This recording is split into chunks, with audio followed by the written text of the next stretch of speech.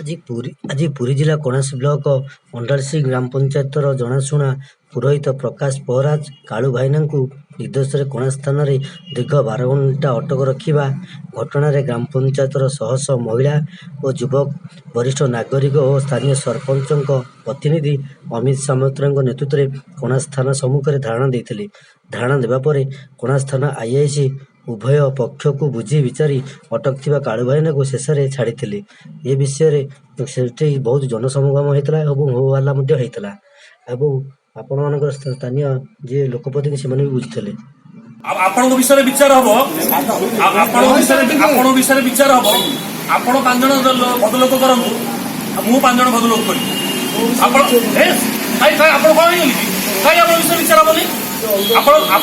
ଆପଣଙ୍କର ସେଠି ଗୋଟେ ହରିଜନ ଲୋକ ଟିକେ ଶୁଣନ୍ତୁ। ଆପଣ ଗୋଟେ ହରିଜନ ଲୋକକୁ ଶୁଣନ୍ତୁ ଆଜ୍ଞା, ଗୋଟେ ହରିଜନ ଲୋକ ତାକୁ ତା ଘରେ ବସିକି ବାଡେଇଲା ଦେଇଥିଲା, ତା ଏତଲା କୁଆଡେ ଗଲା? ତା ଏତଲାର କେସ୍ କୁଆଡେ ଗଲା? ଯୋଡିକି ଏତଲାକୁ ଛାଡିକି ତାପରେ ଦଫା ଯୋଡିକି ଆପଣ ଫରୱାର୍ଡ କରୁଛନ୍ତି ଜେଲ ଯିବା ପାଇଁ। ଆପଣ ନ୍ୟାୟଦାତା, ଆପଣଙ୍କୁ ଲୋକ ଦେଖିଲେ ନମସ୍କାର କାହିଁ କରୁଛନ୍ତି? ଆପଣଙ୍କୁ ଲୋକ ଦେଖିଲେ ନମସ୍କାର ଏଇଥିପାଇଁ କରୁଛନ୍ତି ଯେ ଆପଣ ଜଣେ